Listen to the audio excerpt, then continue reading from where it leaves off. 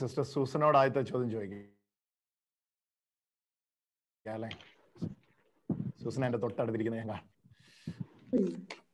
Sister Susan, എന്നാ വിശേഷം? സുഖാണോ? ദൈവത്തിന്റെ അനുഗ്രഹം കൊണ്ട് സുഖമാണ്. ഓക്കെ, നമ്മുടെ ഈ നിക്കോദിമോസിനെ പറ്റി ഒരു 4 കാര്യം പറയാം. നിക്കോദോമോസ് ഫരീസേനാണ്, യഹൂദ പ്രമാണി, ധനവാനാണ്, സെൻഹെദ്രിൻ സംഘത്തിലെ അംഗമാണ്. ഈ സെൻഹെദ്രിൻ സംഘം 2 എണ്ണം ഉണ്ടോ? അതെ, സെൻഹെദ്രിൻ സംഘവും സെൻഹെദ്രിൻ സംഘവും. മഹാസെൻഹെദ്രിൻ സംഘം അല്ലെ? അതെ അതെ. അപ്പൊ അവര് എന്തൊക്കെ ഈ പൊളിറ്റിക്കൽ ആണോ അതോ റിലീജിയസ് ആണോ? അവര് യഹൂദരുടെ ഡിസിഷൻസ് എടുക്കുന്ന ആൾക്കാരാണല്ലോ സെൻഹെദ്രിൻ സംഘം. ഇത് കൗൺസിൽ. പിന്നെ സെൻഹെദ്രിൻ സംഘത്തിന്റെ അധ്യക്ഷൻ വന്നിട്ട് മഹാപുരോഹിതനായിരിക്കും. ഓക്കെ, അപ്പം യഹൂദന്മാരുള്ളിടത്തെല്ലാം ഈ സെൻഹെദ്രിൻ സംഘങ്ങൾ ഉണ്ടായിരുന്നു അല്ലേ? അതെ. Okay, thank you Susan. Thank you brother. God bless you. നമ്മുടെ സിസ്റ്റർ ഫിലോ ജോസ് അൺമ്യൂട്ട് ചെയ്തോ?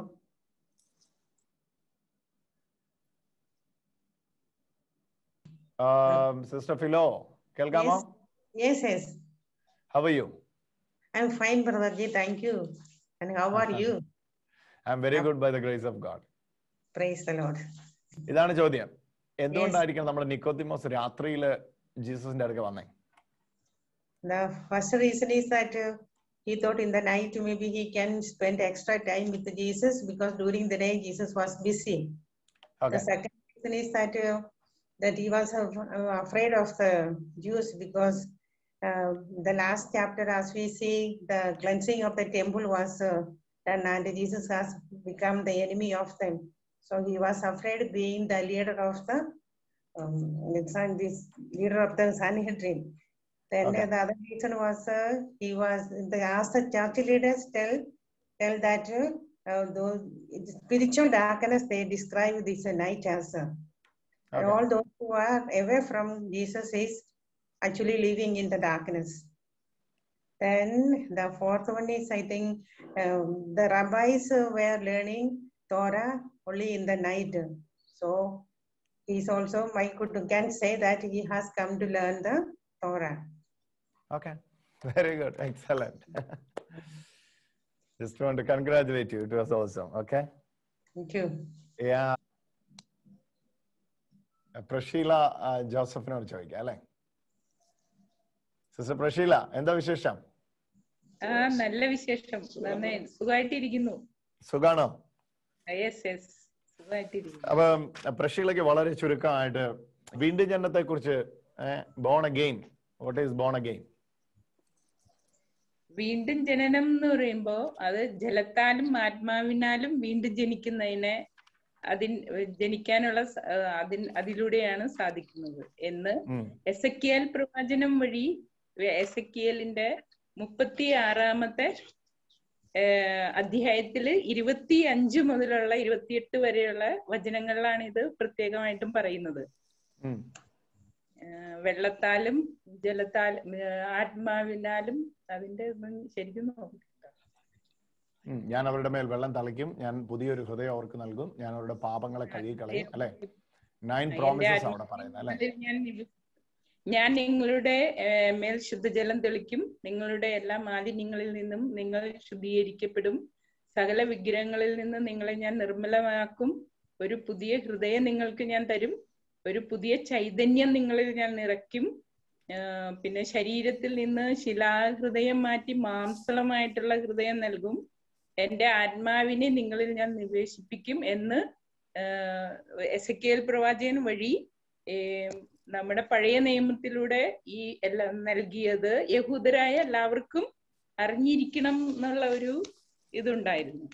അപ്പൊ പ്രമാണിയായ നിക്കോദെമോസിനോട് ആ ഒരു അർത്ഥത്തിലാണ് യേശു പറയുന്നത്. ഓക്കെ, അപ്പം thank you, it was very clear. അപ്പം ദീപ്തിയോട് ചോദിക്കാം. ദീപ്തി വലിയ ഹെഡ്ഫോൺ ഒക്കെ വെച്ചിരിക്കുകയാണ്. ഹായ് സിസ്റ്റർ ദീപ്തി, കേൾക്കാമോ? കേൾക്കാം. ഹായ്, സുഖാണോ? ഈ എസെക്കിയേലിന്റെ പ്രവചനത്തിൽ നിന്ന് വാക്യം പറഞ്ഞപ്പോൾ തന്നെ ഞാൻ പുതിയ നിയമത്തിലെ ഒരു വാക്യം എടുത്തത് കണക്ട് ചെയ്തായിരുന്നു. ആ വാക്യം ഏതാന്ന് പറയാമോ? വെള്ളത്താലും ആത്മാവിനാലും ജനിച്ചില്ല എങ്കിൽ നിങ്ങൾക്ക് സ്വർഗരാജ്യം ലഭിക്കത്തില്ല. അല്ല, പുതിയ നിയമത്തിലെ ലേഖനത്തിലെ ഒരു വാക്യം എടുത്ത് കണക്ട് ചെയ്തായിരുന്നു. പുനരുദ്ധാന സ്നാനം, തീത്തോസിന് എഴുതിയ ലേഖനം 3-ാം അധ്യായത്തില് പുനരുദ്ധാന സ്നാനം എന്ന് പറഞ്ഞിരിക്കുന്നു. 3:5 അല്ലേ? Very good, very good, very good. അത്ര ചോദിച്ചോളൂ. ഓക്കെ, ദൈവരാജ്യ സംബന്ധമായിട്ടുള്ള ആ കൺസെപ്റ്റ്സ് ഒന്ന് പറയാമോ? ആരാ പറയുന്നത്? ദൈവരാജ്യം എന്ന് പറയുന്ന 7 expressions of the kingdom of 7 dimensions of the kingdom of God പറഞ്ഞിട്ടുണ്ടായിരുന്നു അല്ലെ? 6 ഞാൻ എക്സ്പ്ലെയിൻ ചെയ്തായിരുന്നു. ആരാ പറയുന്നേ? ജെസ്സി ജോജി കേൾക്കാമോ? ജെസ്സി ജോജി, നമ്മൾ ഈ ദൈവരാജ്യത്തെ കുറിച്ചുള്ള ഒരു ന്യൂ ടെസ്റ്റ്മെന്റ് നൽകുന്ന ഒരു 6 വീക്ഷണത്തിൽ ഒരു 3 പറയാമോ? ഉത്ഥാനം ചെയ്തവരുടെ ഭാവി അവസ്ഥയെ പറ്റി, പിന്നെ മരണമില്ലാത്ത അനുഗ്രഹീതമായ അവസ്ഥ, പിന്നെ ഈ ലോകത്തിന്റെ ഭാവി രൂപാന്തരീകരണത്തിന്റെ അവസ്ഥ, 4-ാമത്തെ community led by the love of God, community led, പിന്നെ വരാനിരിക്കുന്ന ലോകത്തിന്റെ അവസ്ഥ, പിന്നെ 5-ാമത്തെ നിരവധി വിധത്തില് വ്യാഖ്യാനിക്കാവുന്ന ഒരു രൂപത്തിന്റെ അവസ്ഥ. ഓക്കെ, നമ്മുടെ സൂസനയോട് ചോദിക്കാം. അപ്പൊ അത് പറഞ്ഞിട്ട് ഞാൻ 2 വേർഡ് പറഞ്ഞു. ദൈവരാജ്യം എന്നതാന്ന് പറയുന്ന 2 വേർഡ് പറഞ്ഞു. സൂസന ഇത് അപ്പ പറയൂ, ഇതാ കേട്ടോ. സൂസന പറഞ്ഞു. ഓൾറെഡി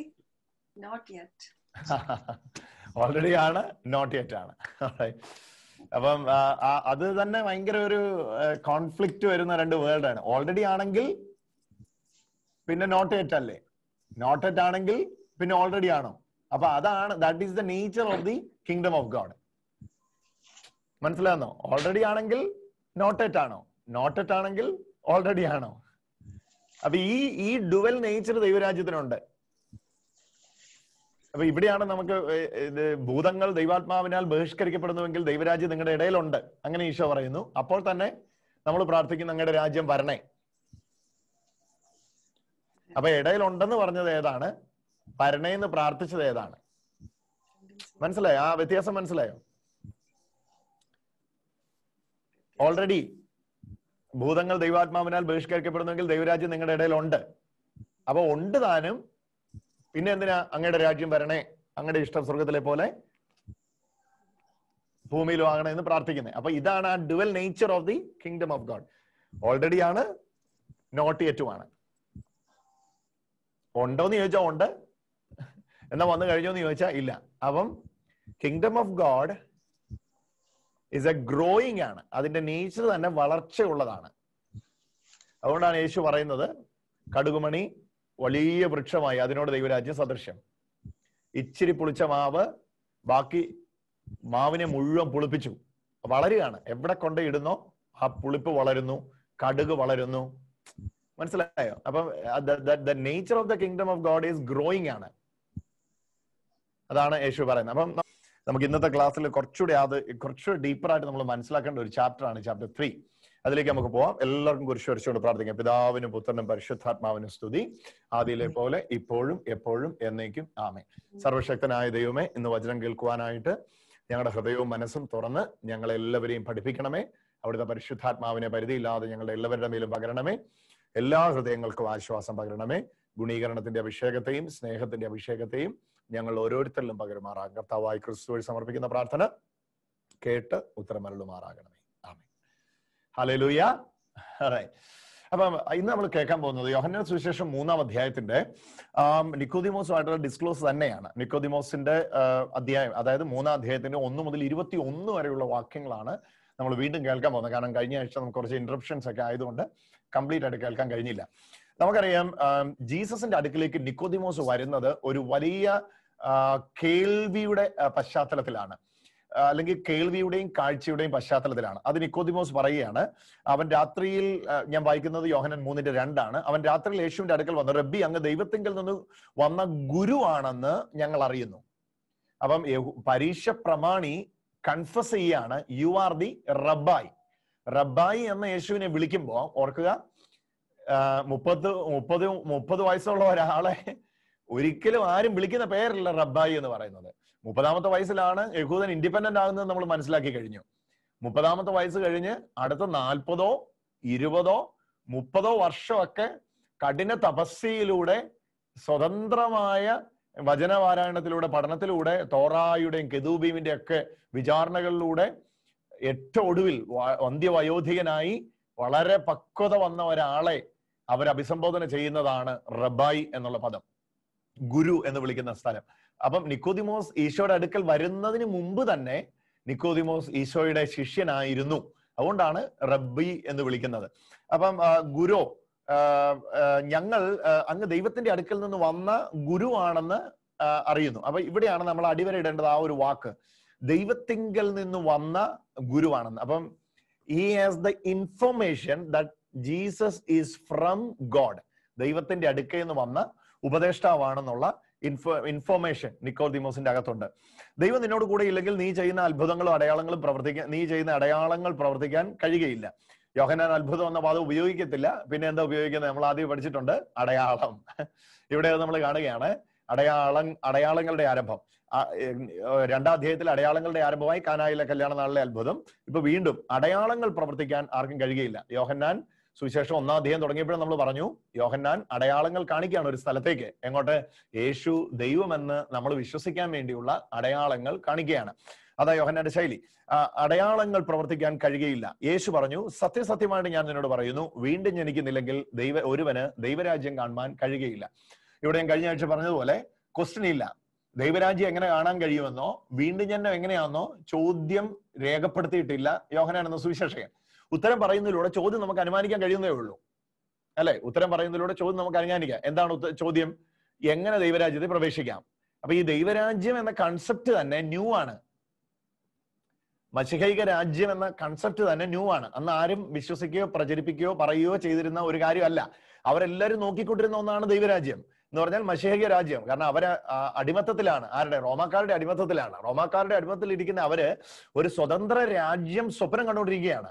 സ്വതന്ത്ര രാജ്യത്തിന്റെ സ്വപ്നത്തിൽ അവരുള്ളേ. അവരുടെ മശിഹ വരികയും സ്വന്തം രാജ്യം സ്ഥാപിക്കുകയും ചെയ്യുമെന്ന് അവർക്ക് വ്യക്തമായിട്ട് അറിയാം. അതൊരു ന്യൂ റിലീജിയൻ ആയിട്ടാണ് അവർ കണ്ടിരിക്കുന്നത്. ഒരു പുതിയ മതമായിട്ടാണ് യഹൂദർ അതിനെ കണ്ടിരിക്കുന്നത്. പക്ഷെ മശിഹയിൽ കണ്ടത് ഒരു പുതിയ മതത്തിന്റെ വിഭാവനം ചെയ്യുന്ന ഒരു രീതികളുമല്ല. They were expecting kingdom of God as a new religion. But throughout the ministry of Jesus, nowhere it was manifested as a religion, but it was manifested as an idea. Kingdom of God. അത് reveal ചെയ്തു. So he's asking, the elder is asking the question now. ചോദിക്കുകയാണ് ആ ചോദ്യം, എങ്ങനെ ദൈവരാജ്യത്തിൽ ഒരുവന് പ്രവേശിക്കാൻ കഴിയും? ചോദ്യം അവിടെ ഇല്ല, പക്ഷെ ഉത്തരം അവിടെ ഉണ്ട്. നിക്കോദിമോസ് ചോദിച്ചു, ആമേൻ ആമേൻ ഞാൻ നിന്നോട് പറയുന്നു, വീണ്ടും ജനിച്ചില്ല എങ്കിൽ, സത്യസത്യമായി ഞാൻ നിന്നോട് പറയുന്നു, വീണ്ടും ജനിച്ചില്ല എങ്കിൽ ഒരുവന് ദൈവരാജ്യം കാണാൻ കഴിയുകയില്ല. നിക്കോദിമോസ് ചോദിച്ചു. ഇവിടെയാണ് നമ്മൾ ആ വിഷയം ആരംഭിക്കുന്നത്. നിക്കോദിമോസ് ചോദിച്ചു, പ്രായമായ മനുഷ്യന് ഇതെങ്ങനെ സാധിക്കും? അമ്മയുടെ ഉദരത്തിൽ വീണ്ടും പ്രവേശിച്ച് വീണ്ടും ജനിക്കുവാൻ കഴിയുമോ? അപ്പൊ നിക്കോദിമോസിനോട് പറഞ്ഞു, വീണ്ടും ജനിക്കുന്നില്ല എങ്കിൽ ഇത് കാണാൻ കഴിയുകയില്ല. നിക്കോദിമോസിന് അറിയാവുന്ന ജനനം ഓൾറെഡി നിക്കോദിമോസ് തിരിച്ചു വയ്ക്കുകയാണ്. മനുഷ്യൻ വൃദ്ധനായ ശേഷം അമ്മയുടെ ഉദരത്തിൽ, കാരണം ഇയാൾ വൃദ്ധനാണ്, ഈ പണ്ഡിത പ്രമാണിയായ പാരീസ്യനായ സംഘദ്രീൻ സംഘത്തിലെ അംഗമായ ഈ ധനികനായ ഈ നിക്കോദിമോസ് വൃദ്ധനാണ്. അയാൾ ചോദിക്കുകയാണ്, ഈ പ്രായത്തിൽ വൃദ്ധനായ ശേഷം ഇതെങ്ങനെ സാധിക്കും? മനുഷ്യൻ പ്രായമുള്ളത് സാധിക്കും, അമ്മയുടെ ഉദരത്തിൽ വീണ്ടും പ്രവേശിച്ച് ജനിക്കാൻ? യേശു പ്രതിവചിച്ചു, സത്യമായിട്ട് ഞാൻ നിങ്ങളോട് പറയുന്നു, ജലത്താലും ആത്മാവിനാലും ജനിക്കുന്നില്ലെങ്കിൽ ഒരുവന് ദൈവരാജ്യത്തിൽ പ്രവേശിക്കുവാൻ സാധ്യമല്ല. അപ്പൊ ഇവിടെയാണ് ആ ക്രൂഷ്യൽ വിഷയത്തിലേക്ക് നമ്മൾ വരുന്നത്. Born of water and spirit, വെള്ളത്താലും ആത്മാവിനാലും ജനിക്കുന്നില്ല എങ്കിൽ. അപ്പൊ ഈ വെള്ളത്താലും ആത്മാവിനാലും ഉള്ള ജനനം എന്ന് പറയുമ്പോൾ അതിനെക്കുറിച്ച് ഒരുപാട് വ്യാഖ്യാനങ്ങളുണ്ട്. ജസ്റ്റ് നിങ്ങൾ കുറെ കാര്യങ്ങൾ ഒന്ന് മനസ്സിലാക്കണം. ഒന്ന്, ഈ വെള്ളം എന്ന് പറയുന്നത് അംലിയോട്ടിക് ഫ്ലൂയിഡിനെ പറ്റി പറഞ്ഞിരിക്കുന്നു എന്ന് പറയുന്ന ഒരു വ്യാഖ്യാനമുണ്ട്. അതായത് ഗർഭസ്ഥ ശിശു കിടക്കുന്ന ഫ്ലൂയിഡ്, ആ ഫ്ലൂയിഡിനെ പറ്റിയാണ് ഈ പറയുന്ന വചനം എന്ന് പറയുന്ന വ്യാഖ്യാനം. അതായത് AD 1800 ശേഷം പ്രൊട്ടസ്റ്റന്റ് നവീകരണത്തോടുകൂടെ തന്നെ ഒക്കെ വന്നു കഴിഞ്ഞ ഒരു ചിന്തയാണ് ഇത്. ഗർഭസ്ഥ ശിശു കിടക്കുന്ന ആ ഫ്ലൂയിഡിനെ കുറിച്ചാണ് ഈ വാക്ക് അല്ലെങ്കിൽ ഈ വചനം പറയുന്നത് എന്നുള്ള ഒന്നാമത്തെ ചിന്ത. രണ്ടാമത്തെ ചിന്ത, വെള്ളം എന്ന് പറയുന്നത് വെള്ളമല്ല, വചനം എന്ന രണ്ടാമത്തെ ചിന്ത. ഇത് രണ്ടും പ്രൊട്ടസ്റ്റന്റ് വേൾഡിൽ, പ്രത്യേകിച്ച് പെന്തക്കോസ്ത് ലോകത്ത് വളരെ സജീവമായുള്ള വ്യാഖ്യാനമാണ്. എന്നാൽ AD ആദ്യ നൂറ്റാണ്ട് മുതൽ സഭ വിശ്വസിക്കുകയും പഠിപ്പിക്കുകയും പ്രചരിപ്പിക്കുകയും ചെയ്തിരുന്ന ഏറ്റവും ശക്തമായ വിശ്വാസമാണ് വീണ്ടും ജനനം എന്ന് പറയുന്നത് മാമോദീസയാലാണ്. അത് എപ്പിസ്കോപ്പൽ ചർച്ചസ്, നമുക്കറിയാം, ഇപ്പം ഓർത്തഡോക്സ് സഭയായാലും യാക്കോബ സഭയായാലും അതുപോലെ തന്നെ നമ്മുടെ കാത്തലിക് ചർച്ച് ആയാലും അപ്പോസ്തോലിക പാരമ്പര്യം പിന്തുടരുന്ന സഭകളെല്ലാം പിന്തുടരുന്ന വിശ്വാസം അല്ലെങ്കിൽ വ്യാഖ്യാനം ഇതാണ്. ഏത്? മാമോദീസയെ കുറിച്ചാണ് ഈ വചനം പറഞ്ഞിരിക്കുന്നത് എന്നുള്ളതാണ്. കാരണം ഇത് യഹൂദൻ അറിയില്ലേ എന്ന് ചോദിക്കുന്നതിന്റെ ബാക്ക്ഗ്രൗണ്ട് കഴിഞ്ഞ ദിവസം ഞാൻ പറഞ്ഞതാണ്. കാരണം ഇത് യഹൂദ മതത്തിൽ 3 ബാക്ക്ഡ്രോപ്പ് ആണ് യേശു നിക്കോദിമോസിന് മുമ്പിൽ നിരത്തുന്നത്. ഒന്നാമത്തെ ബാക്ക്ഡ്രോപ്പ് നമ്മൾ ആ വായിച്ച വാക്യമാണ്. നിങ്ങൾ ആ വാക്യം എസ്കേൽ പ്രവചനം 36:25, അവിടെ വെള്ളം തളിക്കുകയും നവമായ ആത്മാവിനെ പകരുകയും ശിലയായ ഹൃദയത്തെ മാറ്റുകയും പാപങ്ങളെ കഴുകിക്കളയുകയും ചെയ്യുമെന്നുള്ള പഴയ നിയമ എസ്കേൽ പ്രവചനത്തിലുള്ള എസക്കിയേൽ പ്രവചനത്തിലുള്ള 36:25 കാര്യം നിനക്കറിയില്ലേ? ഇനി അത് മാറ്റിയാല് ഹെലനിസ്റ്റിക് ജൂസിനിടയില് അല്ലെങ്കിൽ യഹൂദന്മാരുടെ ഇടയില് ഇതര മതസ്ഥർ യഹൂദ മതത്തിലേക്ക് വരുമ്പോ അവർക്ക് മാമോദീസ കൊടുക്കാറുണ്ട്, അവർക്ക് ജലത്താലുള്ള കഴുകല് അല്ലെങ്കിൽ സ്നാനം കൊടുക്കാറുണ്ട്. ഇങ്ങനെ ജലസ്നാനം കൊടുക്കുന്നവരെ മറ്റ് യഹൂദർ കണ്ടിരുന്നത് they are new creations എന്നാണ്, അവർ പുതിയ സൃഷ്ടി എന്നാണ്. അപ്പൊ ഈ ഒരു ബാക്ക്ഗ്രൗണ്ടിൽ നിന്നുകൊണ്ടാണ് നിക്കോദിമോസിനോട് ഈ കാര്യം ചോദിക്കുന്നത്. 2 പ്രധാന ബാക്ക്ഗ്രൗണ്ട് ആണ്. അത് ഒന്ന് എസക്കേലിന്റേതാണ്, 2 യഹൂദ മര്യാദയിൽ നിന്നുള്ളതാണ്, മൂന്നാമത്തേത് ceremonial use of the water ആണ്. ശുദ്ധീകരണത്തിന് വേണ്ടിയുള്ള വെള്ളത്തിന്റെ ഉപയോഗം നിനക്കറിയില്ലേ എന്ന് പറഞ്ഞാൽ, നമുക്കറിയാം യോഹന്നാന്റെ സുവിശേഷം മുഴുവൻ വെള്ളമാണ്. യോഹന്നാന്റെ സുവിശേഷം മുഴുവൻ വെള്ളമാണ്. നിങ്ങൾ 1-ാം അധ്യായം മുതൽ കേൾക്കാൻ താല്പര്യപ്പെടുന്നോ? Water in John's gospel. ഭയങ്കര രസമാണ് ഇത്. നമ്മളിത് മനസ്സിലാക്കാൻ താല്പര്യം ഉണ്ടെങ്കിൽ മനസ്സിലാക്കിക്കോ. യോഹന്നാൻ 1 മുതൽ നോക്കിക്കോ. വാട്ടർ അവിടെ നമ്മൾ ആദ്യം കാണുകയാണ്. യോഹന്നാൻ വെള്ളം കൊണ്ട് സ്നാനം കഴിപ്പിക്കുന്നു. അവിടെ യോഹന്നാൻ 1-ാം അധ്യായത്തിന്റെ 26-ാം വാക്യത്തിൽ തന്നെ വെള്ളം നമ്മൾ കാണുന്നു. 2-ാം അധ്യായത്തിൽ വരുമ്പോൾ നമ്മൾ വീണ്ടും കാണുകയാണ്. എന്താ കാണുന്നത്? 1-ന്റെ 33, 1-ന്റെ 31, 1-ന്റെ 26 അവിടെ എല്ലാം വെള്ളം കൊണ്ടുള്ള സ്നാനം. 2-ാം അധ്യായത്തിൽ വരുമ്പം വെള്ളത്തെ വീഞ്ഞാക്കുന്നു. എത്രയാ? 2-ന്റെ 7. പെട്ടെന്ന് 2-ന്റെ 9, 2-ന്റെ 7 വാക്യങ്ങളിൽ വെള്ളത്തെ വീഞ്ഞാക്കുന്നത് നമ്മൾ കാണുന്നു. 3-ന്റെ 5 വരുമ്പം വീണ്ടും വാട്ടർ. ജീസസ് എന്ത് ചെയ്യുന്നു? വീണ്ടും പറയുകയാണ് വെള്ളത്താലും ആത്മാവിനാലും ഉള്ള ജന്നത്തെ പറ്റി പറയുന്നു. അപ്പൊ 1-ാം അധ്യായത്തിൽ ജ്ഞാനസ്നാനത്തിന്റെ വെള്ളം, യോഹന്നാന്റെ സ്നാനത്തിലെ വെള്ളം. 2-ാം അധ്യായത്തിൽ വെള്ളത്തെ വീഞ്ഞാക്കുന്നു. 3-ാം അധ്യായത്തിലും വെള്ളമുണ്ട്, വെള്ളവും ആത്മാവും ചേർന്ന് വരുന്നു. 4-ാം അധ്യായം 4-ന്റെ 10 യേശു പറയുകയാണ് ജീവന്റെ വെള്ളം, ജീവനുള്ള വെള്ളം. ശമരിയക്കാരത്തി 14 ചേച്ചിയുടെ അടുത്ത് പോയിട്ട്, ചേച്ചി അറിയത്തില്ലായോ?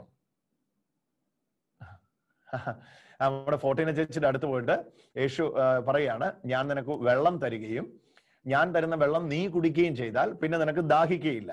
ജോൺ 4:10 4:11 4:13 4:14 4:14 അവിടെയെല്ലാം നമ്മൾ അത് കാണുന്നു. പിന്നെ 5-ാം അധ്യായത്തിലേക്ക് വരുമ്പോഴും ഇത് തന്നെ വീണ്ടും യേശു പറയാണ്. 5-ാം അധ്യായം നോക്കി, യോഹന്നാൻ 5-ാം അധ്യായം. 5-ാം അധ്യായത്തില് ബെത്സേദ എന്ന് പറയുന്ന കുളത്തിലെ രോഗികള് സൗഖ്യമാകുന്ന കാര്യം കർത്താവ് പറയുകയാണ്. അവിടെയും വെള്ളമാണ്, വെള്ളത്തിന്റെ ഇളക്കമാണ്. രോഗികൾ, മുടന്തരും പക്ഷവാത രോഗികളും ഒക്കെ, കുരുടരും മുടന്തരും അനേക രോഗികളെ ആ കുളത്തിന്റെ മണ്ഡപത്തിൽ കിടത്തുമായിരുന്നു. അപ്പം അവിടെയും വാട്ടറാണ്. സോ എവ്രി ചാപ്റ്റർ നമുക്ക് നോക്കി അറിയാം. എല്ലാ അധ്യായത്തിലും 4-ാം അധ്യായത്തിൽ ശമരിയക്കാരത്തിയോട് വെള്ളത്തിന്റെ കാര്യം പറയുന്നു. 5-ാം അധ്യായത്തിൽ ബെത്സേദയിലെ കൊളക്കടവിലെ വെള്ളത്തിന്റെ കാര്യം പറയുന്നു. അവിടും തീരുന്നില്ല. പിന്നെ നമ്മള് 6-ാം അധ്യായത്തിലേക്ക് വരുമ്പോഴും അവിടെ അപ്പം വർദ്ധിക്കുന്നു. യേശു വെള്ളത്തിന്റെ മേളിൽ കൂടെ നടക്കുന്നു. എത്രയാ? 6-ന്റെ 16 മുതൽ കണ്ടോ? 6-ാം അധ്യായത്തിന്റെ 16-ാം വാക്യം മുതൽ 7-ാം അധ്യായം നോക്കിയേ. 7-ാം അധ്യായത്തിലാണ് യേശു ഏറ്റവും പ്രധാനപ്പെട്ട പ്രഖ്യാപനം നടത്തുന്നത്. 7-ന്റെ 38 നിന്നുകൊണ്ട് യേശു പറയുകയാണ്, ദാഹിക്കുന്നവനെല്ലാം എന്റെ അടുക്കൽ വരട്ടെ, എന്നിൽ വിശ്വസിക്കുന്നവന്റെ ഹൃദയത്തിൽ ദുർലഭിതം പ്രസ്താവിക്കുന്ന പോലെ ജീവജലത്തിന്റെ അരുവികൾ ഒഴുകും. അരുവികൾ ഒഴുകുകയാണ്. അപ്പം റിവേഴ്സ് ഓഫ് ലിവിങ് വാട്ടർ, ജീവജലത്തിന്റെ അരുവികള്. സ്പീഡ് കൂടുതലാ അല്ലെ? കഴിഞ്ഞ ആഴ്ച ഇത് എടുത്തോണ്ടാകട്ടോ ഇത്രയും സ്പീഡിൽ പോകുന്നത്, സഹിച്ചേ പറ്റും.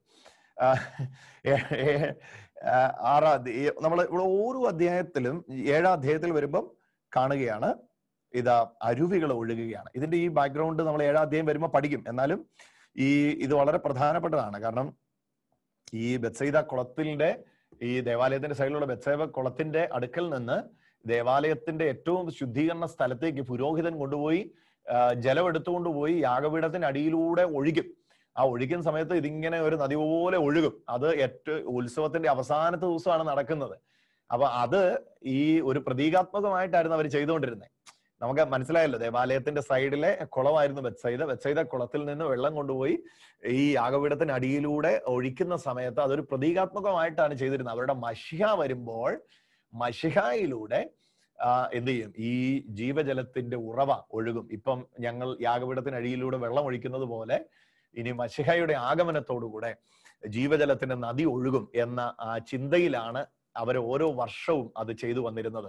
അതാണ് യേശു പോയിട്ട് ഈ ദാഹിക്കുന്നവരെല്ലാരെയും അവിടെ വിളിച്ചിട്ട് പറയുകയാണ്. കാരണം ന്യൂ ടെമ്പിൾ വന്നു, പഴയ ടെമ്പിൾ അവിടെ നിൽക്കുന്നു, ഇവിടെ ഇതാ പുതിയ ദേവാലയം നിൽക്കുന്നു. ആരാ പുതിയ ദേവാലയം? ഈശോയാണ് ആ പുതിയ ദേവാലയം. എന്നിട്ട് യേശു പറയാം, എന്റെ വിശ്വസിക്കുന്നവന്റെ ഉള്ളിൽ നിന്ന്, തിരുവെഴുത്ത് പറയുന്ന പോലെ, ജീവജലത്തിന്റെ ഉറവയൊഴുകും. ഇത് മശിഹയിലൂടെ നടക്കുമെന്ന് അവിടെ പറഞ്ഞു വെച്ചിട്ടുണ്ട് ജഡ്ജസിലൊക്കെ. നമുക്കത് 6-ാം അധ്യായം 7-ാം അധ്യായത്തിലൊക്കെ എത്തുമ്പോൾ പഠിക്കേണ്ടതാ. ഞാൻ ജസ്റ്റ് ഇപ്പൊ അത് വന്നപ്പം ജസ്റ്റ് പറഞ്ഞതേ ഉള്ളൂ. വീണ്ടും നമ്മൾ യോഹന്നാന്റെ സുവിശേഷം 13-ാം അധ്യായത്തില് യേശു വെള്ളം എടുത്ത് ശിഷ്യന്മാരുടെ കാല് കഴുകുകയാണ്. 13:5. ഏറ്റവും അവസാനം 2 ഭാഗങ്ങൾ യോഹന്നാൻ പറയുകയാണ്. യോഹന്നാൻ സുവിശേഷം 19:34 നമ്മൾ കാണുന്നു. യോഹന്നാൻ മാത്രം രേഖപ്പെടുത്തിയിരിക്കുന്നതാണ്. അവന്റെ വിലാപ്പുറത്ത് പടയാളി കുന്തം കൊണ്ട് കുത്തിയപ്പം രക്തവും വെള്ളവും പുറത്തു വന്നു.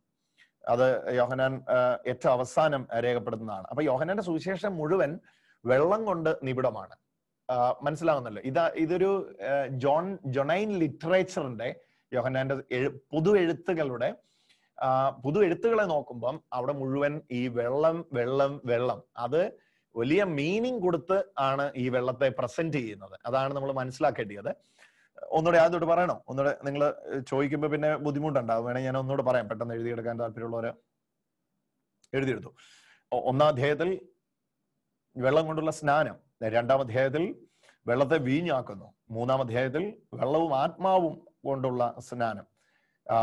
പിന്നെ നമ്മള് 3-ാം അധ്യായത്തിന്റെ 5-ാം വാക്യത്തിൽ നമ്മളത് കണ്ടു. പിന്നെ താഴേക്ക് നമ്മൾ വരുമ്പോൾ 4-ാം അധ്യായത്തിലേക്ക് വരിക. 4-ാം അധ്യായത്തിൽ വരുമ്പം ശമരിയാക്കാരത്തിയോട് വെള്ളത്തിന്റെ കാര്യം പറയുകയാണ്. നിനക്ക് ദാഹിക്കാത്ത, നീ ഇനി വെള്ളം കുടിക്കാൻ ഇവിടെ വരികയോ വെള്ളം കോരാൻ ഇവിടെ വരികയോ ചെയ്യാത്ത, നിന്നിൽ നിന്ന് പുറപ്പെടുന്ന ജീവജലത്തിന്റെ ഉറവയായ അത് പറയുകയാണ്. 4-ാം അധ്യായത്തിന്റെ 10-ാമത്തെ വാക്യം അല്ലെ, living water which will all flow from you എന്നുള്ള പ്രയോഗം നമ്മൾ കാണുകയാണ്. 5-ാം അധ്യായത്തിൽ വീണ്ടും നമ്മൾ കാണുകയാണ് 5:3 അല്ലെ, 5:3 നമ്മൾ കാണുകയായിരുന്നു.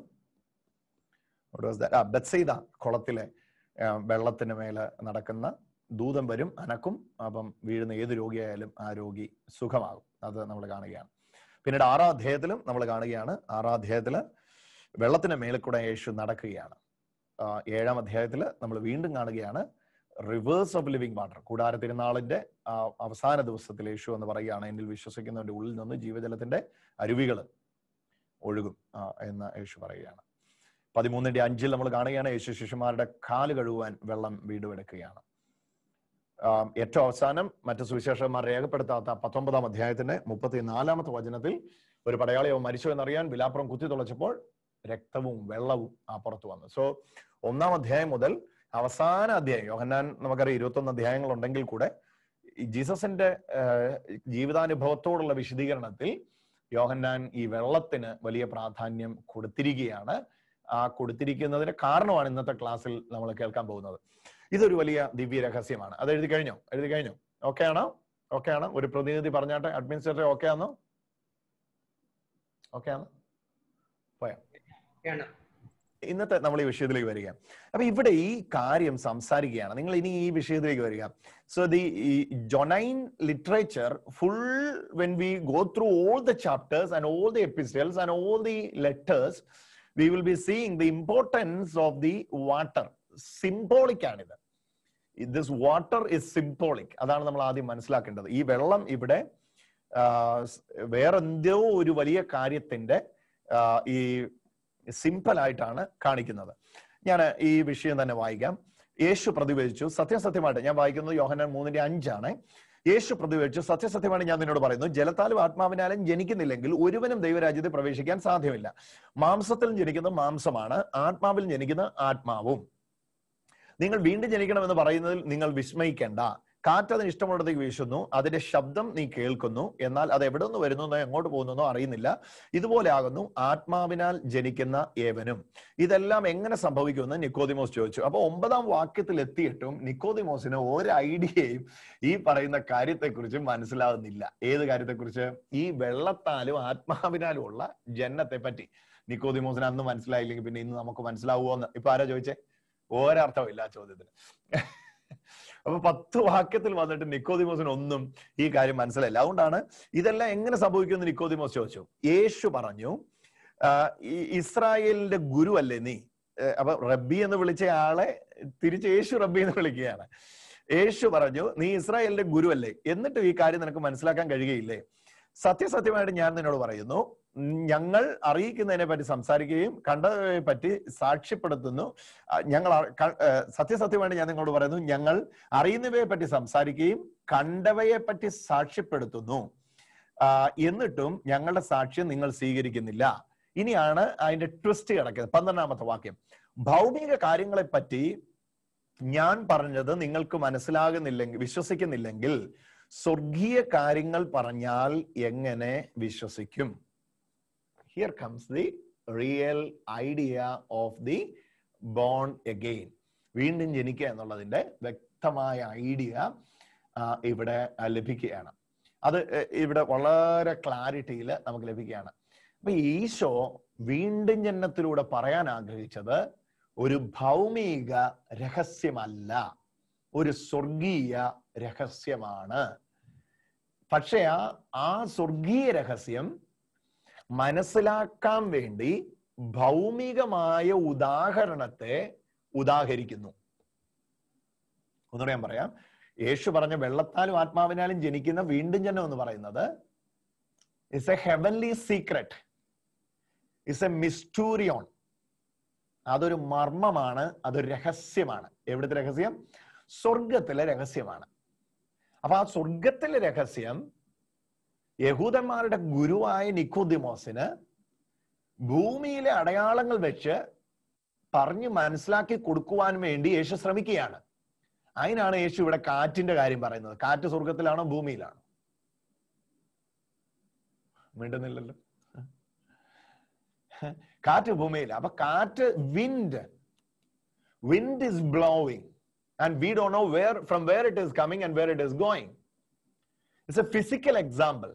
He is quoting the physical example to prove the heavenly secret. അതുകൊണ്ടാണ് ഇത് സ്വർഗീയ രഹസ്യമാണ്. ഈ വെള്ളത്താലും ആത്മാവിനാലും ജനിക്കുക എന്ന് പറയുന്നത് ഒരു സ്വർഗീയ രഹസ്യമാണ്. അതുകൊണ്ടാണ് ഇത് കൂദാശയാകുന്നത്.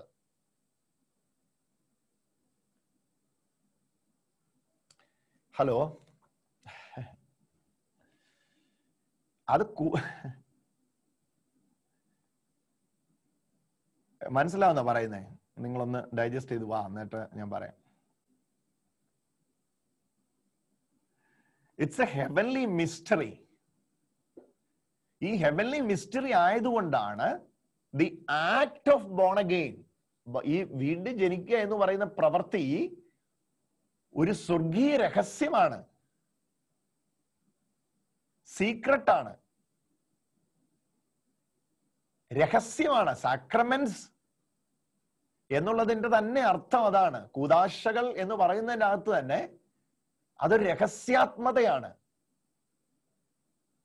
അപ്പൊ ഇവിടെ പറയുന്ന വെള്ളം സിംബോളിക് ആണ്. എന്നാൽ ഇവിടെ വെള്ളമുണ്ട്. ഇവിടെ പറയുന്ന ഈ ആത്മാവ് സിംബോളിക് അല്ല, എന്നാൽ ആ സിംബോളിക് ആയിട്ടുള്ള അർത്ഥത്തിൽ അത് ഉപയോഗിച്ചിട്ടുണ്ട്. പക്ഷെ ഒരു സ്വർഗീയമായ രഹസ്യം കൈമാറുവാനായിട്ട് ശ്രമിക്കുകയാണ്.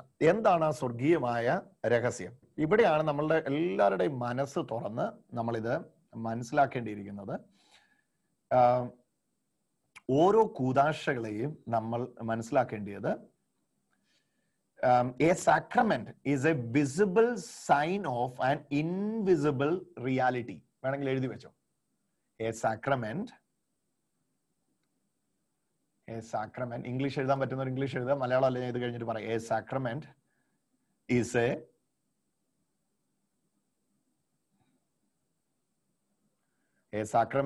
a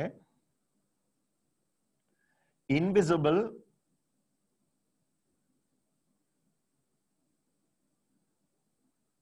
sign of a sacrament is a visible sign of an invisible reality.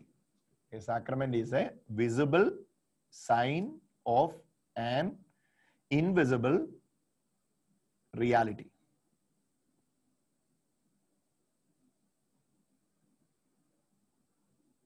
Invisible reality, അതിന്റെ വിസിബിൾ സൈൻ ആണ് സാക്രമെന്റ്സ്. കൂദാശകൾ എന്നാൽ എങ്ങനെയാണ് മലയാളം പറയുന്നത്? അദൃശ്യമായ സത്യത്തിന്റെ ദൃശ്യമായ പ്രതീകമാണ് കൂദാശകൾ.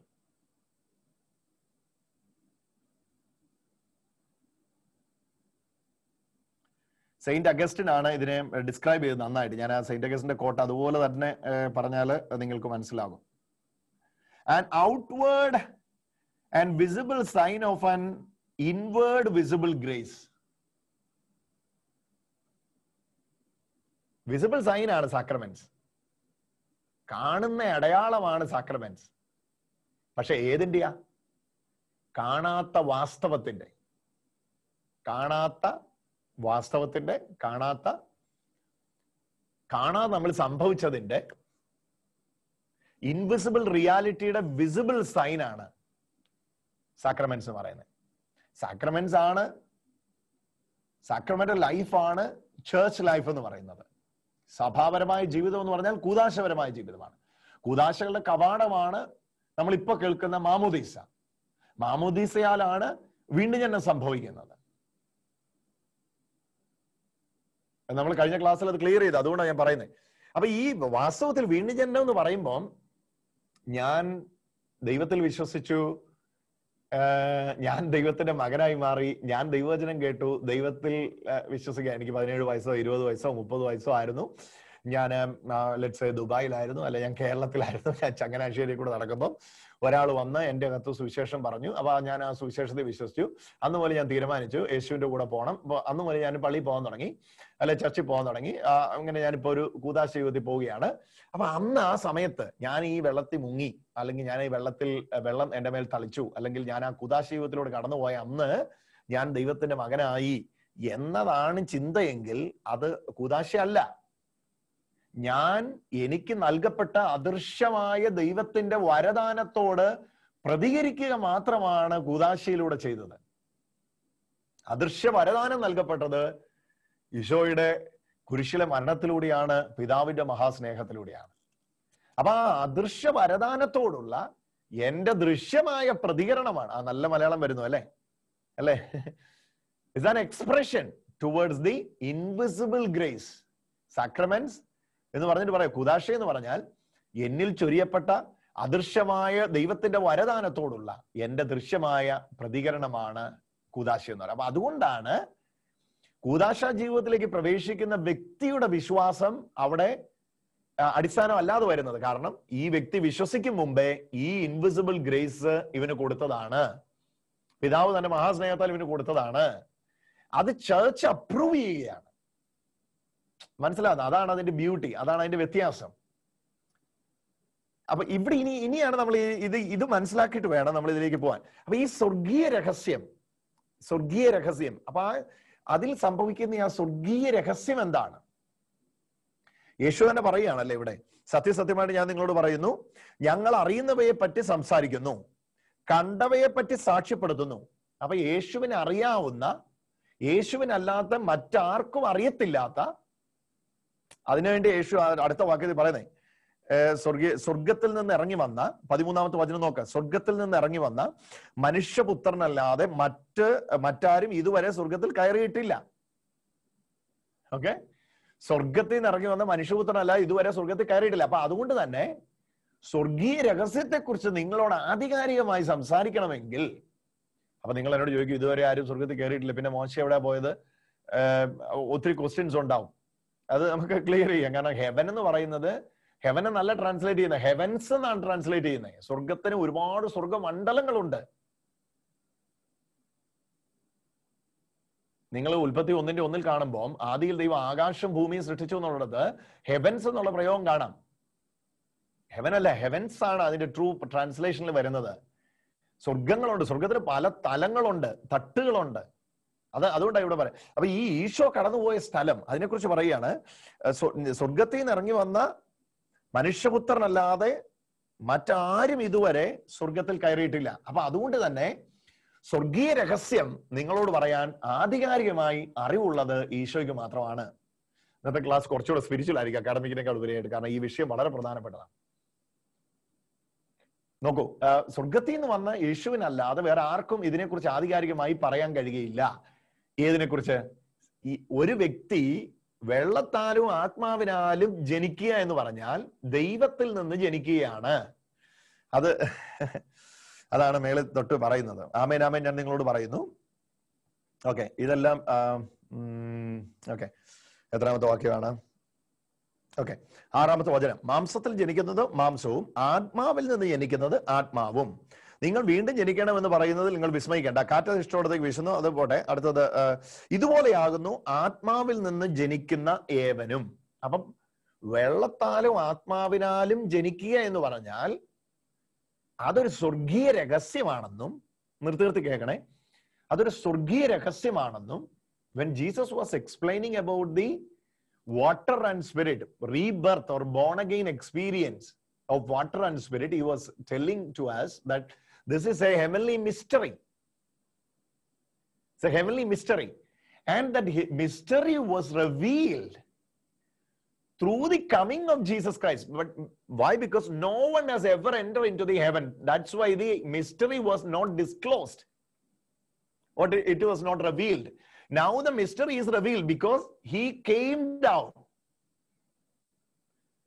ജീസസ് ഈ സ്വർഗത്തിൽ നിന്ന് ആരും ഇതുവരെ വന്നിട്ടില്ലാത്തതുകൊണ്ട് ഈ ആത്മാവിൽ നിന്നും ജനിക്കുക എന്ന് പറയുന്ന വെള്ളത്താനും ആത്മാവിനാലും ഉള്ള ജനനം, അതിനെ ആത്മാവിൽ നിന്നുള്ള ജനനം എന്നാ പറയുന്നത്, ദൈവത്തിൽ നിന്നുള്ള ജനനം എന്നാ പറയുന്നത്. അപ്പൊ ഈ ദൈവത്തിൽ നിന്നുള്ള ജനനം എന്നാന്ന് ആർക്കും അറിയില്ലായിരുന്നു. എന്നാൽ ഇത് കണ്ട സാക്ഷിയായിട്ട് യേശു തന്നെ പരിചയപ്പെടുത്തുകയാണ്. എത്രാമത്തെ വാക്യത്തിലാണ്? നോക്കൂ, തൊട്ട് താഴെ നോക്കൂ. യേശു പറയുകയാണ്, സത്യസത്യമായിട്ട് ഞാൻ നിങ്ങളോട് പറയുന്നു. 11ാമത്തെ വചനം. സത്യസത്യമായി ഞാൻ നിങ്ങളോട് പറയുന്നു, ഞങ്ങൾ അറിയുന്നവയെ പറ്റി സംസാരിക്കുന്നു, കണ്ടവയെ പറ്റി സാക്ഷ്യപ്പെടുത്തുന്നു. ഞങ്ങൾ ട്രയൂണ, logos was with the logos and the logos was God. Theos was with logos and logos was theos.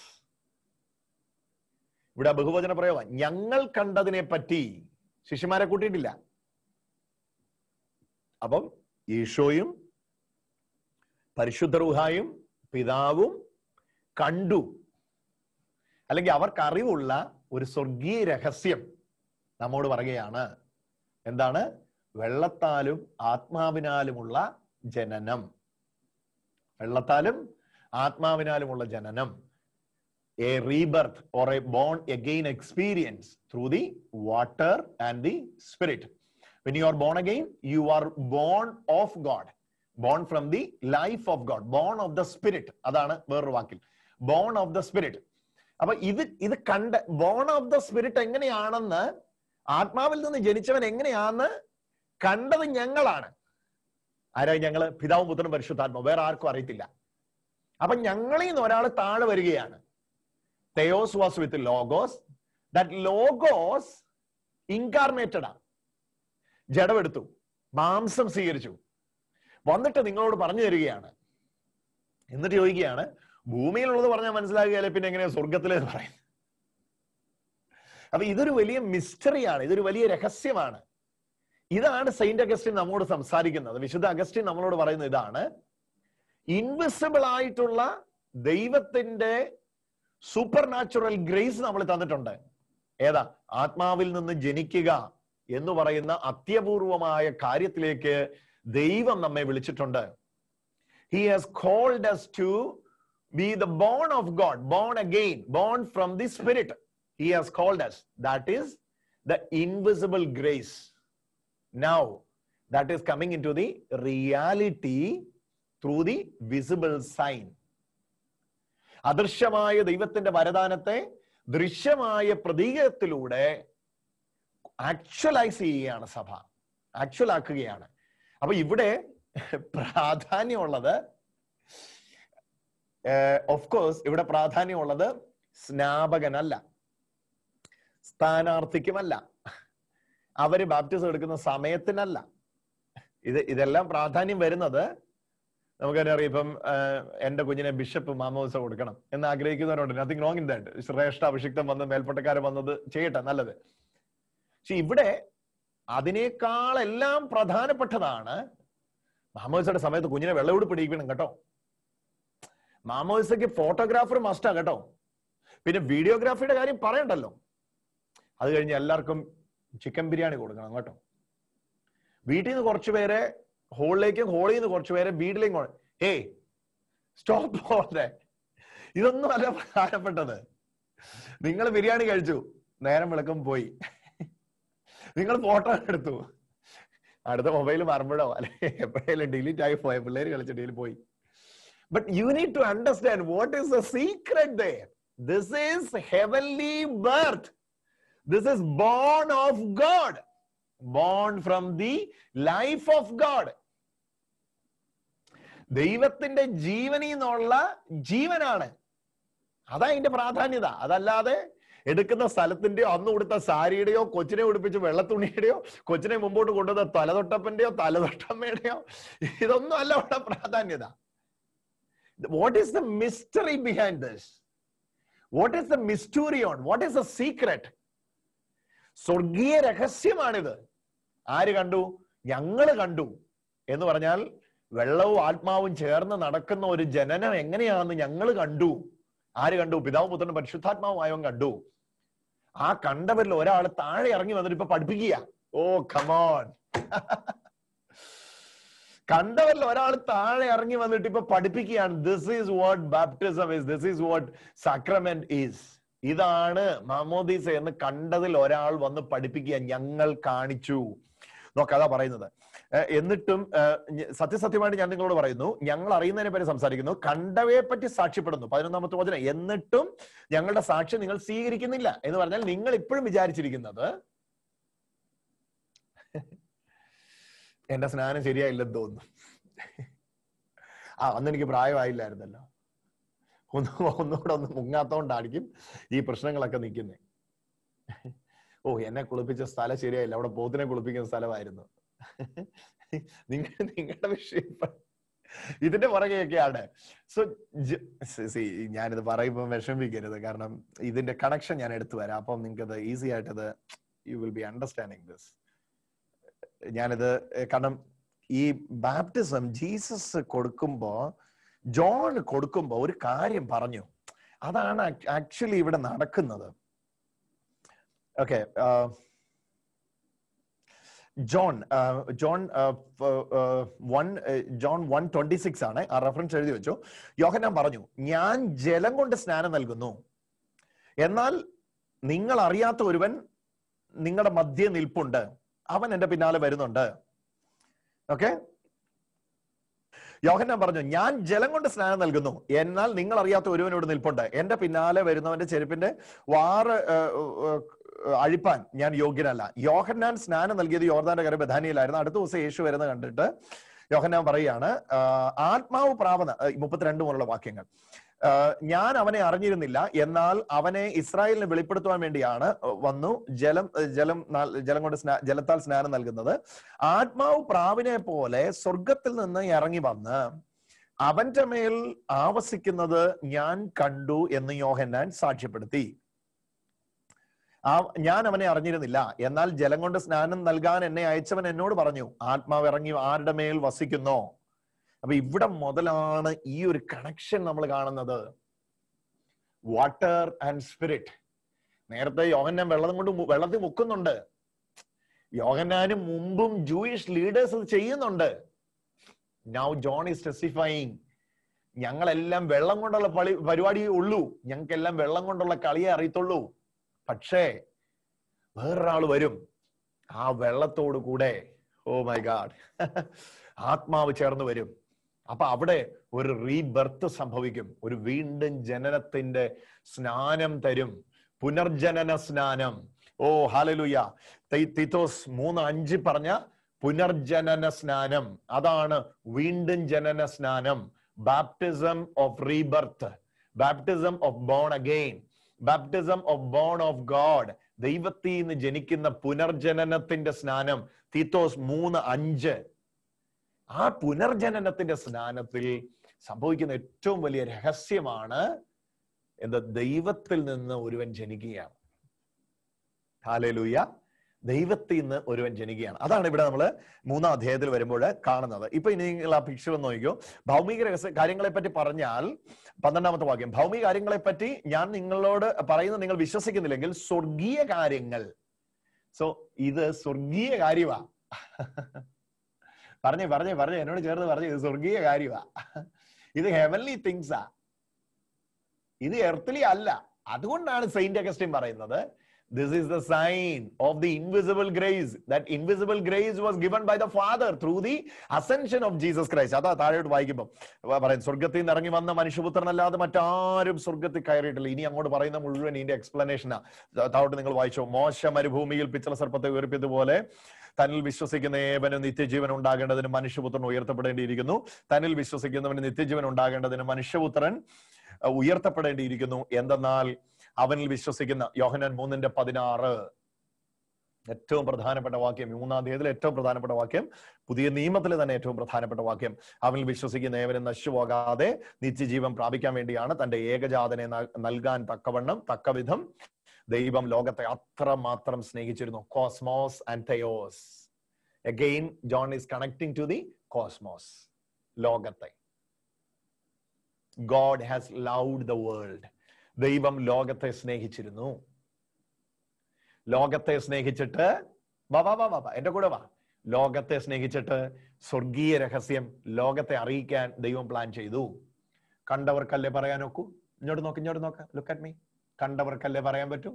കണ്ടയാള് വന്നു. ആരാ കണ്ടയാള്? യേശുക്രിസ്തു. കണ്ടയാള് വന്ന് നമ്മളോട് പറഞ്ഞു, അതെ, ജോൺ കളിച്ച കളി വെള്ളം കൊണ്ടുള്ള കളിയാ. ഏതാ? ജോൺ ദ ബാപ്റ്റിസ്റ്റ്, യോഹന്നാൻ സ്നാപകൻ. ഞാൻ തുടങ്ങിയത് വേറൊരു സ്നാനമാണ്, വെള്ളത്താലും ആത്മാവിനാലുമുള്ള ജനനം.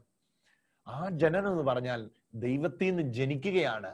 ഇതിനു വേണ്ടി, ഇത് ലോകത്തിന് കൊടുക്കുവാൻ വേണ്ടി ദൈവം തന്നെ പുത്രനെ താണഭൂമിയിലേക്ക് അയച്ചു. അത്രമാത്രം കോസ്മോസിനെ തെയോസ് സ്നേഹിച്ചു. Cosmos was theos was in the cosmos. അതാണ് നമ്മൾ 1-ാം അധ്യായത്തിലെ തിയറി. ലോകത്തിൽ ആര് ലോഗോസ് ആയിട്ട് തെയോസ് ഉണ്ടായിരുന്നു. അതാണ് 1-ാം അധ്യായം നമ്മൾ പഠിച്ചത്. ലോകത്തിൽ അവൻ ലോകത്തിൽ ഉണ്ടായിരുന്ന അവനെ ലോകം അറിഞ്ഞിരുന്നില്ല. ലോകം അവനെ അറിയാൻ വേണ്ടി 1:12 പറഞ്ഞ അതേ ശൈലിയാണ് പിന്നെ പറയാണ്. 15-ാം വാക്യം പോലെ തന്നിൽ വിശ്വസിക്കുന്ന ഏവനും. അപ്പൊ 1:12 മുതൽ വായിച്ചിട്ട് 3:15 മുതൽ വായിക്കണം. തന്നിൽ വിശ്വസിക്കുന്ന ഏവന് നിത്യജീവൻ ഉണ്ടാകേണ്ടത് മനുഷ്യപുത്രൻ ഉയർത്തപ്പെടേണ്ടിയിരിക്കുന്നു. എന്തെന്നാൽ വിശ്വസിക്കുന്ന ഏവന് നശിച്ചുപോകാൻ നിത്യജീവൻ പ്രാപിക്കാൻ വേണ്ടി തന്റെ ഏകജാതനെ നൽകുവാൻ തക്കവിധം ദൈവം ലോകത്തെ സ്നേഹിച്ചു. ദൈവം തന്റെ പുത്രനെ ലോകത്തിലേക്ക് അയച്ചത് ലോകത്തെ ശിക്ഷ വിധിക്കാനല്ല, പ്രത്യുത അവൻ ലോകം വഴി രക്ഷ പ്രാപിക്കാനാണ്. വിശ്വസിക്കുന്ന ഒരുവനും ശിക്ഷയ്ക്ക് വിധിക്കപ്പെടുന്നില്ല. വിശ്വസിക്കാത്തവനോ ദൈവത്തിന്റെ ഏകജാതനായ പുത്രൻ വിശ്വസിക്കായിക മൂലം നേരത്തെ തന്നെ ശിക്ഷയ്ക്ക് വിധിക്കപ്പെട്ടിരിക്കുന്നു. ഇതാണ് ശിക്ഷാവിധി. പ്രകാശം ലോകത്തിലേക്ക് വന്നിട്ടും മനുഷ്യർ പ്രകാശത്തെക്കാൾ അധികമായി അന്ധകാരത്തെ സ്നേഹിച്ചു. അപ്പൊ കണ്ടം ചെയ്യപ്പെട്ടതിന് കാരണം ദൈവം അല്ല. God never condemned anybody. ദൈവം ആരെയും വിധിച്ചിട്ടില്ല, അവര് വിധിച്ചു. പ്രകാശം ലോകത്തിലേക്ക് വന്നിട്ടും ലോകത്തിലെ മനുഷ്യർ പ്രകാശത്തെക്കാൾ ഇരുടിനെ സ്നേഹിച്ചു. അവരുടെ പ്രവൃത്തികൾ തിന്മ നിറഞ്ഞതായിരുന്നു. തിന്മ പ്രവർത്തിക്കുന്നവൻ പ്രകാശത്തെ വെറുക്കുന്നു. അവന്റെ പ്രവൃത്തികൾ വെളിപ്പെടാതിരിക്കേണ്ടതിന് അവൻ വെളിച്ചത്ത് വരുന്നുമില്ല. സത്യം പ്രവർത്തിക്കുന്നവൻ സത്യത്തിലേക്ക് വരുന്നു. അങ്ങനെ അവന്റെ പ്രവൃത്തികൾ ദൈവൈക്യത്തിൽ ചെന്നെത്തുകയും ചെയ്യുന്നവയെന്ന് വെളിപ്പെടുന്നു. ദൈവൈക്യത്തിൽ ചെയ്യുന്നവയെന്ന് വെളിപ്പെടുന്നു. അപ്പൊ 21-ാം വാക്യത്തിലേക്ക് നമ്മൾ എത്തുമ്പോൾ this is the content. So beautifully it is narrated throughout the Gospel of John. How wonderfully it is pictured, the born again experience. കാരണം ഇത് നമുക്ക് ഇന്ന് സാധ്യമാകുന്ന വെള്ളത്താലും ആത്മാവിനാലുമുള്ള ജനനം. ദിസ് ഈസ് അപ്പൊ ഈ വീണ്ടും ജനനത്തിന്റെ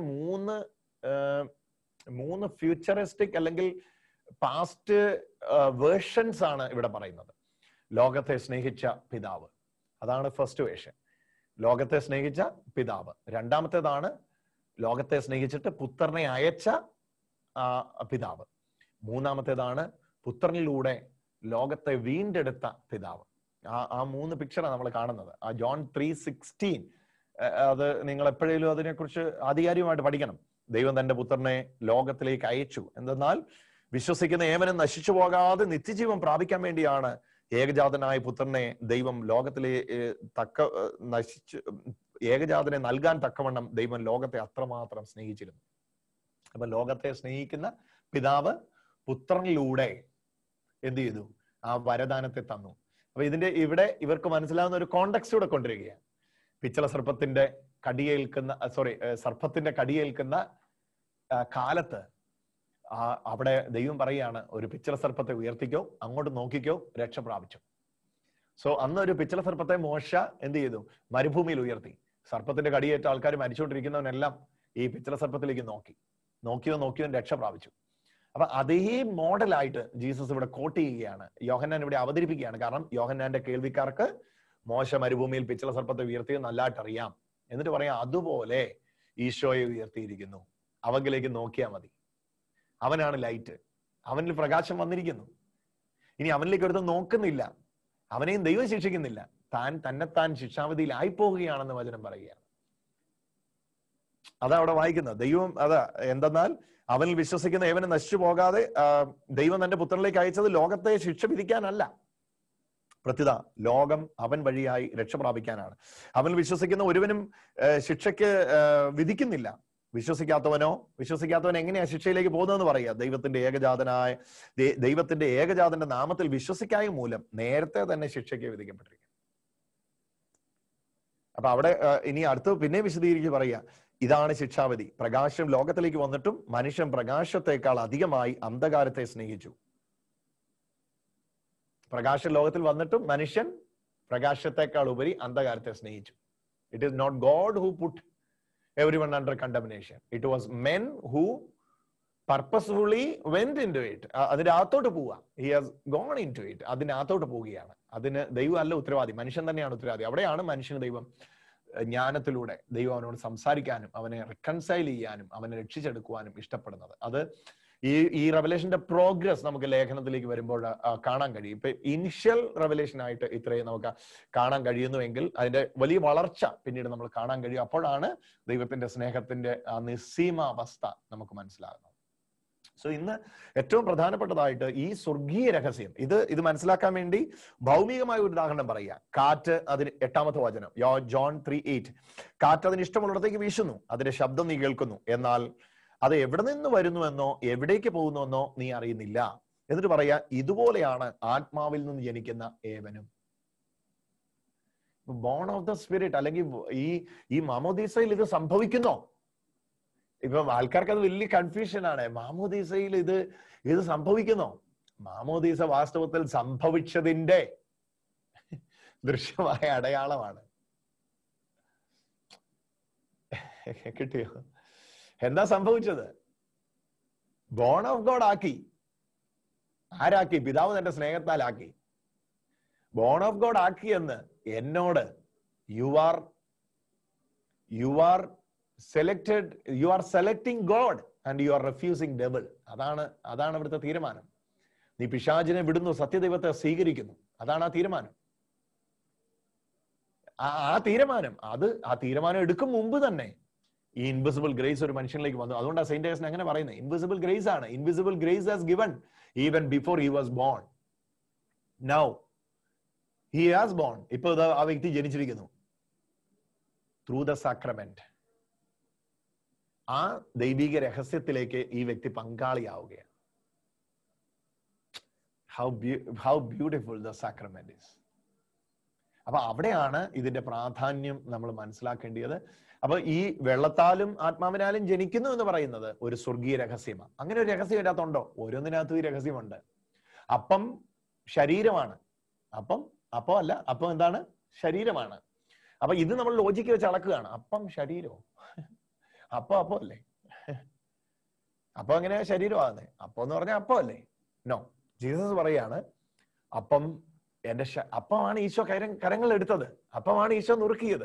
but Jesus himself saying this is the life, this is the body, this is my body, എന്റെ ശരീരമാണ്.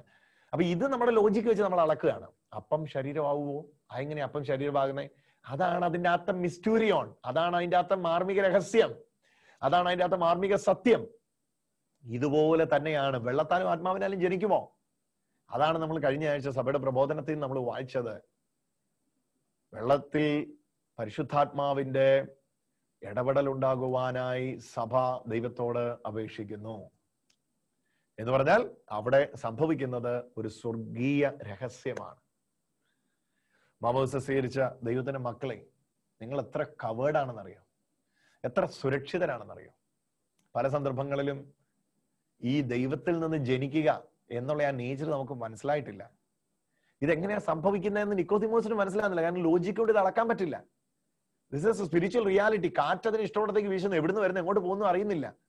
പക്ഷെ അതിന്റെ ചലനങ്ങൾ നമ്മൾ കാണുന്നു. ഈ പറഞ്ഞതാണ് വീണ്ടും ജനനം എന്ന് യേശു പറയുകയാണ്. ഈ പറഞ്ഞതാണ് വീണ്ടും ജനിച്ചവൻ ഇങ്ങനെയാന്ന് പറയുകയാണ്. എന്ന് പറഞ്ഞാൽ അവനിൽ എങ്ങനെയാത് നടക്കുന്നതെന്ന് നമുക്കറിയത്തില്ല. പക്ഷെ ഇത് നടക്കുന്നുണ്ട്. അതിന്റെ ചലനം നമ്മൾ കാണുന്നു. ആ ചലനമാണ് you are conqueror, you are above. നിങ്ങൾ എല്ലാത്തിനെയും മേളിലാണ്. ഒന്നിനും നിങ്ങളെ തളർത്താൻ, ഒന്നിനും നിങ്ങളെ തകർക്കാൻ കഴിയുന്നില്ല എന്നുള്ളത് നിങ്ങൾ ദൈവത്തിൽ നിന്ന് ജനിച്ചു, അല്ലെങ്കിൽ ആത്മാവിൽ നിന്ന് ജനിച്ചു എന്നുള്ളതിന്റെ തെളിവാണ്. കാറ്റ് പോകുമ്പം അല്ലെ, കാറ്റടിക്കുമ്പം വൃക്ഷങ്ങൾ അനങ്ങുന്ന കണ്ടില്ലേ എന്ന് പറഞ്ഞ പോലെയാണ് വീണ്ടും ജനിച്ച നിന്റെ മുമ്പിൽ, ദൈവത്തിൽ നിന്ന് ജനിച്ച നിന്റെ മുമ്പിൽ, മാമോദിസ സ്വീകരിച്ച നിന്റെ മുമ്പിൽ പ്രശ്നങ്ങൾ വരുന്നുണ്ട്. പക്ഷേ ചലിക്കാതെ അല്ലെങ്കിൽ തകരാതെ നിൽക്കാൻ കാര്യം U are bone from above, U are bone from the spirit. ആ ഒരു quality of life God is expecting from us. That life has given, God has given that life. അതാണ് അതിന്റെ രഹസ്യം എന്ന് പറയുന്നത്. അതിന്റെ രഹസ്യാത്മകത അതാണ്.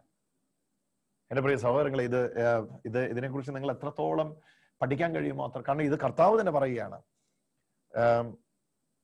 സത്യമായിട്ട് ഞാൻ നിങ്ങളോട് പറയുന്നു, ഞങ്ങൾ അറിയുന്നവയെ പറ്റി സംസാരിക്കാം. അപ്പൊ കർത്താവിനെ അറിയാം. മാമോദിസ സ്വീകരിച്ച നീ ആരാണെന്ന് കർത്താവിന് അറിയാം.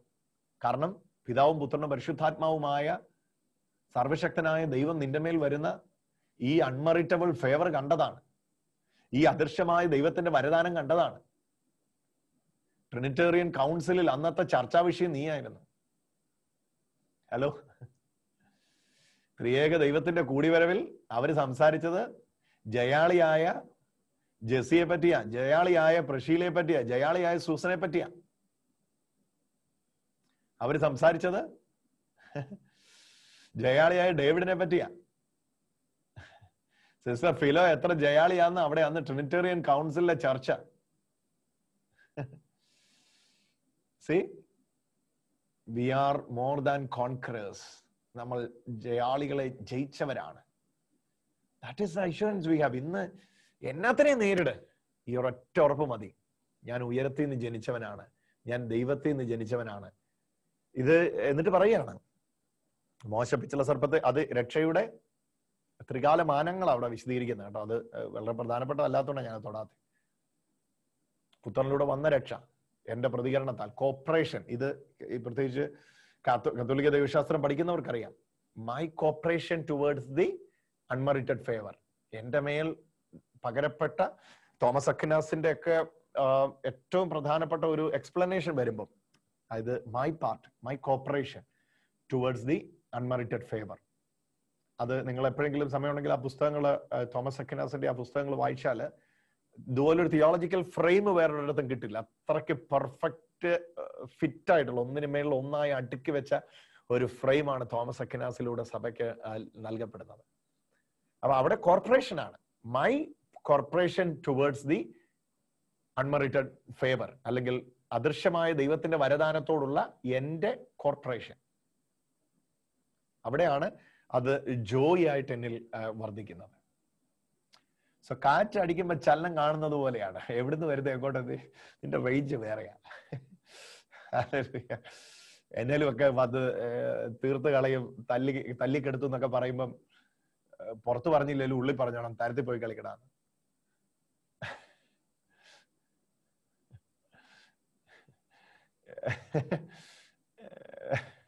മനസ്സിലാവുന്നല്ലോ ഞാൻ ആ സരസമായ വാക്കുകൾ ഉപയോഗിക്കുന്നതുകൊണ്ട് നിങ്ങൾ തെറ്റിദ്ധരിക്കരുത്. അതാണ്, അത്രയ്ക്ക് ഒരു നിരാശയ്ക്കും ഒരാക്ഷേപത്തിനും ഒരപവാദത്തിനും ഒരാരോപണത്തിനും ഒരു വേദനയ്ക്കും ഒരു രോഗത്തിനും ഒരു നിന്ദയ്ക്കും ഒന്നിനും തളർത്താനും തകർക്കാനും പറ്റില്ല. കാരണം ആത്മാവിൽ നിന്ന് ജനിച്ചവൻ കാറ്റ് പോല.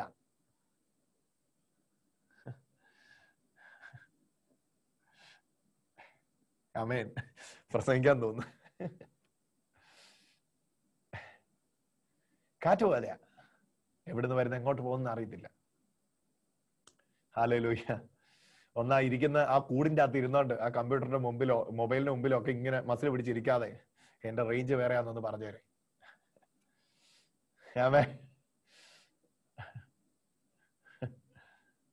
U are born above, born from above.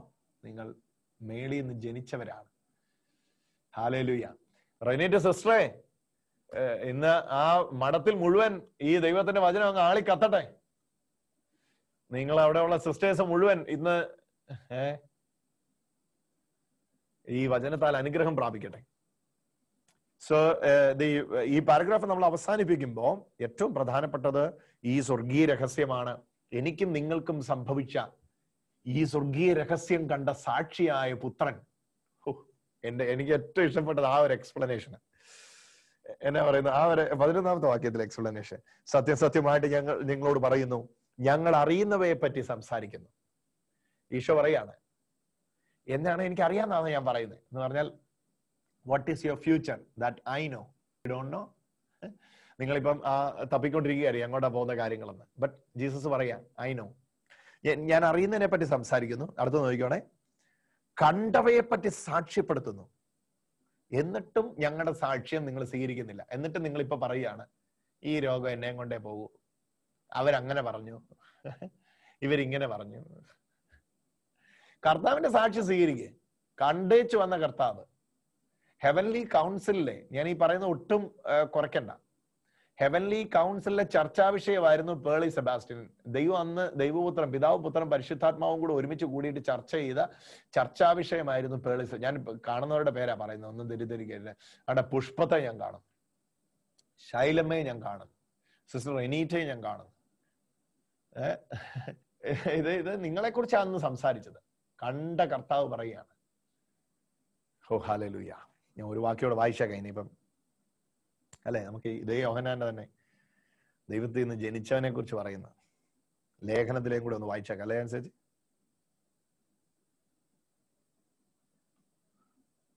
എനിക്ക് കഴിഞ്ഞ ആഴ്ച ഭയങ്കര വിഷമായി, ഇത് പറയാൻ പറ്റാതെ കറണ്ടും പോയി. എനിക്കാണെങ്കിൽ ആകെപ്പാടെ ഒരു വിഷമായി പോയി. 1 John 5:4 കേട്ടോ. യോഹന്നാന്റെ ഇതേ യോഹന്നാൻ തന്നെ എഴുതിയതാന്ന് ഓർക്കണം.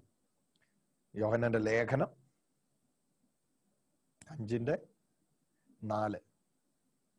എന്തെന്നാൽ ദൈവത്തിൽ നിന്നും ജനിച്ച ഏവനും ലോകത്തെ കീഴടക്കുന്നു. ലോകത്തിന്മേലുള്ള വിജയം, അതാണ് നമ്മുടെ വിശ്വാസം.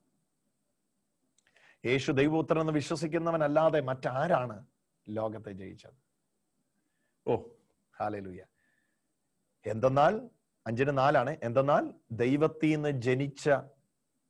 നിന്ന് ജനിച്ച ഏവനും ലോകത്തെ കീഴടക്കുന്നു. ഈ ദൈവത്തിൽ നിന്ന് ജനിക്കുക എന്ന് പറഞ്ഞാൽ എന്നതാ? അതൊരു സ്വർഗീയ രഹസ്യമാണ്. അത് വെള്ളത്താലും ആത്മാവിനും സംഭവിക്കുന്ന അന്ന് സംഭവിച്ച പിതാവായ ദൈവം പുത്രനിലൂടെ ഈ ഉയർത്തപ്പെട്ട യേശുവിലൂടെ എനിക്ക് തന്നതാ. അത് സഭ എനിക്ക് പരികർമ്മം ചെയ്തു തരുക. That is sacraments. കൂദാശ ജീവിതത്തിന്റെ ബ്യൂട്ടി നോക്കാം. ഞങ്ങളുടെ ഇന്നടത്താ ഉള്ളത്. കുഞ്ഞിന് മാമോസ് കൊടുക്കണോ വേണ്ടത് ഇങ്ങനെ ചിന്തിച്ചുകൊണ്ടിരിക്കുക. ചെലവുള്ള കാര്യമാ. എന്നിടത്താ ഉള്ളതെങ്കിലും കൂദാശ ജീവിതത്തിന്റെ പ്രാധാന്യം നോക്കണം. ഉടനടി അവരെ മാമോദിസയിലേക്കും കൂദാശ ജീവിതത്തിലേക്കും നയിച്ചോണം. It's a very very important thing. ദൃശ്യവൽക്കരിക്കപ്പെടുക, ആക്ച്വലൈസ് ചെയ്യുക. എന്നിട്ട് അങ്ങനെ സംഭവിച്ചവർക്ക് വചനം പറയുക, എന്തെന്നാൽ ദൈവത്തിൽ നിന്ന് ജനിച്ച ഏവനും ലോകത്തെ കീഴടക്കുന്നു. You are the conqueror. You have been set apart and you are the conqueror. You are the winner. You are the winning side എന്നല്ല. You are the conqueror. The victory is your faith that you have been believing in Him. പ്രാർത്ഥിക്കാം. പിതാവിനും പുത്രനും പരിശുദ്ധാത്മാവിനും സ്തുതി. സർവശക്തനായ ദൈവമേ, പ്രപഞ്ചോൽപത്തി മുതലുള്ള ദൈവത്തിന്റെ രഹസ്യത്തെ കോസ്മോസിനെ തിയോസ് സ്നേഹിച്ചിരുന്നുവെന്നും തെയോസ് കോസ്മോസിൽ ഉണ്ടായിരുന്നുവെന്നും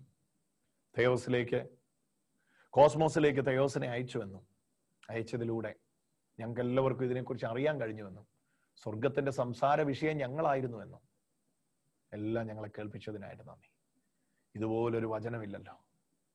ഈ നിന്റെ വചനം നിന്റെ മക്കളുടെ ഓരോരുത്തരുടെ ശിരകളിൽ ജീവനും ശക്തിയും ഭക്തിയുമാവട്ടെ.